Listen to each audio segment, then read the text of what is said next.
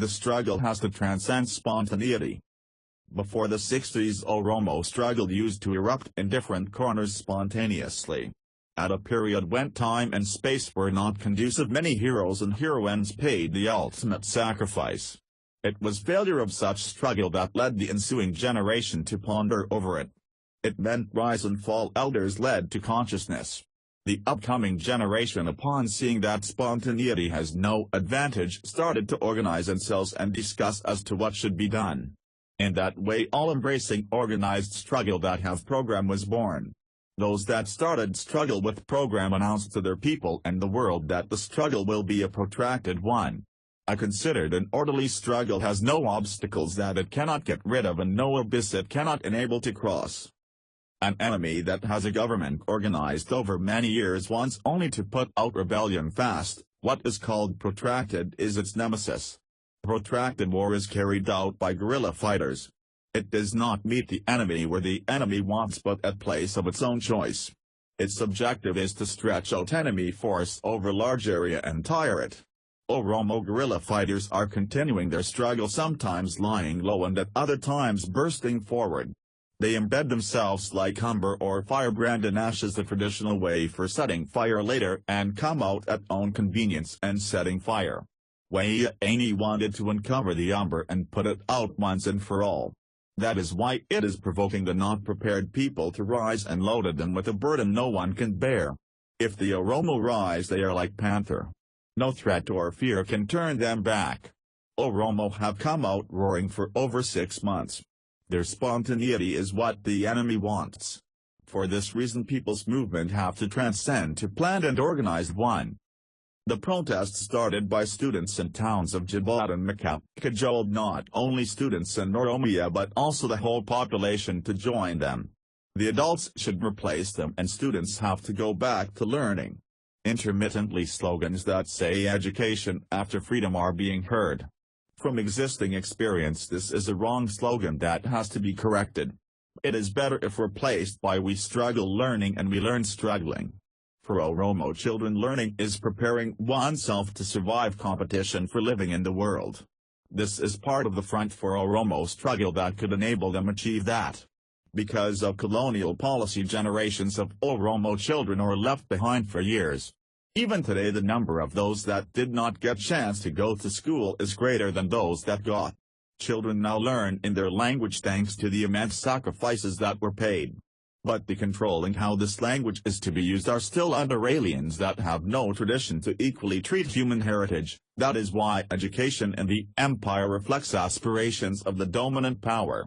Federation that was supposed to treat all equally turned to be a tool for strengthening supremacy of aliens in all aspects. Language not excluded. This plan can be thwarted only by going en masse to learn and making enemies' objectives to fail rather than quitting it. For this reason, care has to be taken as to avoid slogans that suits enemies' objectives.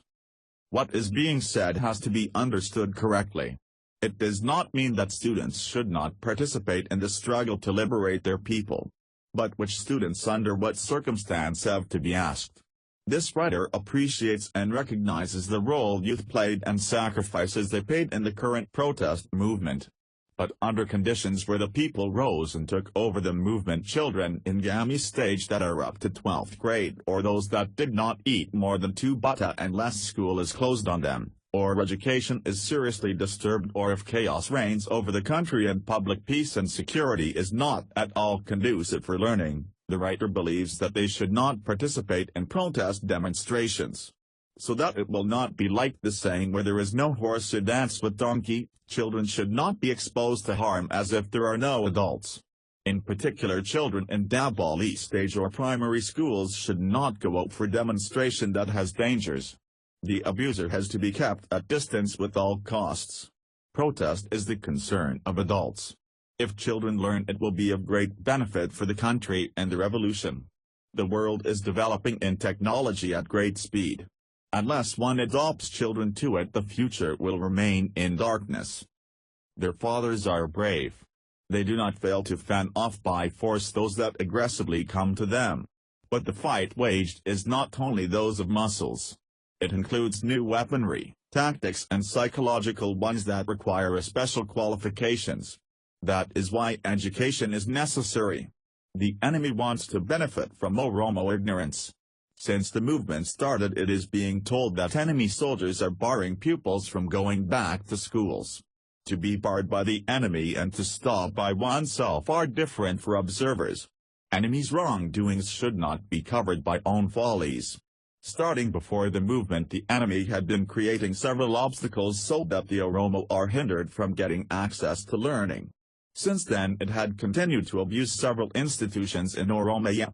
Care should be taken even when pupils are peacefully going to and back from school, for the enemy may take it as protest march. Oromo struggle is losing its luster because leaders stopped leading and progress could not to be registered. The people who were supposed to be led started to march at the head of the leaders. Masses lack someone that coordinates their efforts and guide them are like bees without the queen, they would not know where to go and how to get back. For this reason the protest movement has to get out of spontaneity totally, elect its central leadership and start marching in unison.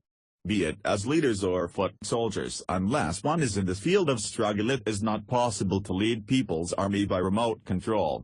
It is getting to be quarter of a century since the headquarters of the struggle is in exile. This is among the reasons that what was being tried at home did not materialize. Though some may claim the present movement to be organized, it doesn't seem from observation tower, clear leadership and home headquarters is missing. Those in the diaspora should not be expected to go back and lead for they have failed to do so in the past 25 years.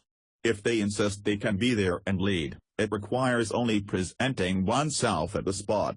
But it will be realistic if those that are moving in the country chose their leaders and continue the struggle for which numerous heroes and heroines sacrificed themselves. What is going on in practice is gratifying, but publicly assigning responsibility and accountability is being awaited. The time is that of Rabba Aduriya and Luba. The Yuba will also be around to counsel and give guidance in the matter of justice. Tyranny had banished people from their countries and made them the diaspora. The diaspora fits to support the home front, in foreign relations, know-how, and supplying different materials. Conditions on the ground change hourly. For this reason no one has the ability to cop up except those on the spot. The struggle of this great people has to be properly planned and waged. Reacting to provocation of the enemy and rush spontaneously could bring on the people and its struggle visible and unforeseeable disaster. Let alone when it gets excuses the enemy even without one will not go back from sabotaging Oromo education. Rather than raising hue and cry coming together in corners, moving under central leadership and common program has advantage. This will get rid of spontaneity and help to advance in orderly manner. Whatever happens spontaneously could create sudden shock. But what is thoughtfully planned ahead can foresee possibilities and there will be no surprises. Strategy of considered struggle is to defend oneself, weaken the enemy and defeat it. We have seen where peaceful struggle tried for 6 months have taken us. It was tried because some said it, otherwise, give the left when right is slapped is not Oromo custom. At such a time when people are highly motivated for the struggle, given proper leadership, Ola could have settled the score.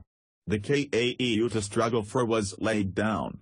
Options for struggle were also indicated. Nobody expects one to silently perish, but to go ahead and defend one's right with the chosen appropriate option. The Oromo people will continue their struggle in highly organized manner until victory, more coordinated and more awakened. Oromo shall transcend spontaneity. Let protest movement blossom. Oromians shall overcome. Honor and glory for the fallen heroines and heroes, liberty, equality and freedom for the living and Naga and Herrera for the Ina of our forefathers. Ibsa Gutema. June, 2016.